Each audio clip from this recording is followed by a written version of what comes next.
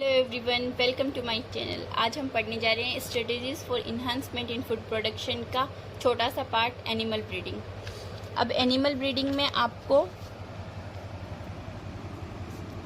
दो स्पीसीज लेनी है, स्पीसीज 1 और स्पीसीज 2। इसमें आपको दो ब्रीड लेनी है। एक का एग्जांपल बताया, इसमें आपको दो ब्रीड लेनी है, ब्रीड नंबर 1, ब्रीड नंबर 2। इसमें आपने कुछ इंडिविजुअल्स को चूज किया और उनमें ब्रीडिंग करवाई।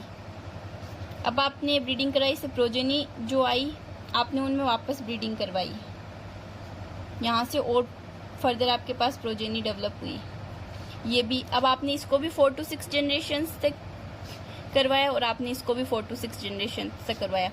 इसे कहते हैं इन ब्रीडिंग, जो आप करवा रहे हैं।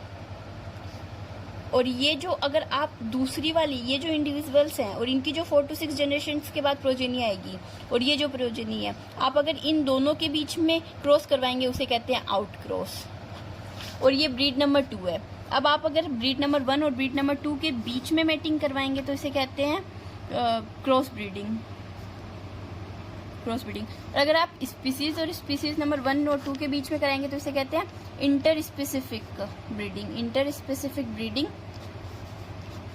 Inter specific breeding. इसका एग्जाम्पल होता है म्यूल और इसका क्रॉस ब्रीड का एग्जाम्पल होता है हिजार्डली।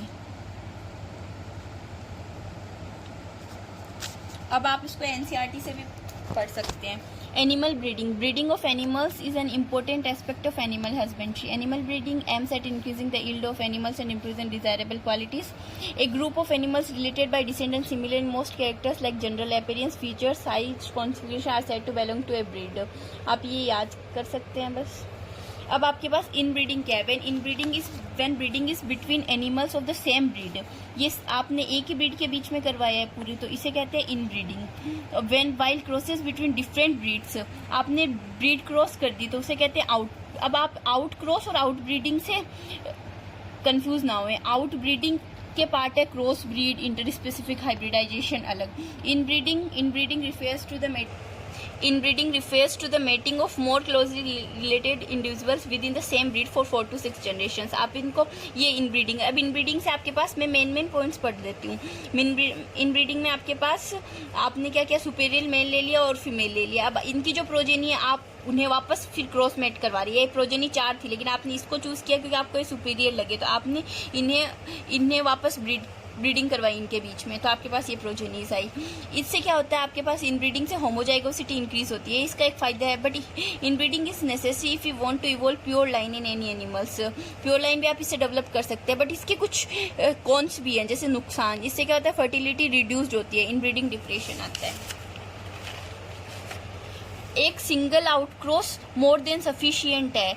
It is the best breeding method for animals that are below average in productivity in milk and production growth rate in buffalo. A single outcross often helps to overcome inbreeding depression.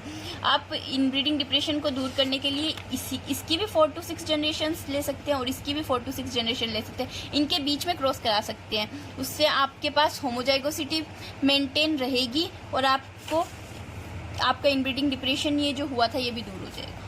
Crossbreeding allows the desirable qualities of two different breeds to be combined. The progeny hybrid animals may themselves be used for commercial production. Hizardly is a new breed of sheep developed in Punjab by crossing Bikaneri Eves and Merino Rams. Hizardly किसका example था आपके पास? Cross breeding का। वैसे आपके पास inter specific hybridisation के example है mule. अब इसमें फीमेल हॉर्स मेयर और मेल डंकी जैक से बना है। अब हिनी, लाइगर और टाइगोन, ये भी आपके पास एग्जाम्पल। आप इनको याद कर सकते हैं। एच जो स्टार्टिंग लेटर है वो मेल के लिए रिप्रेजेंट किया जाएगा, तो एच मेल हॉर्स और फीमेल डंकी।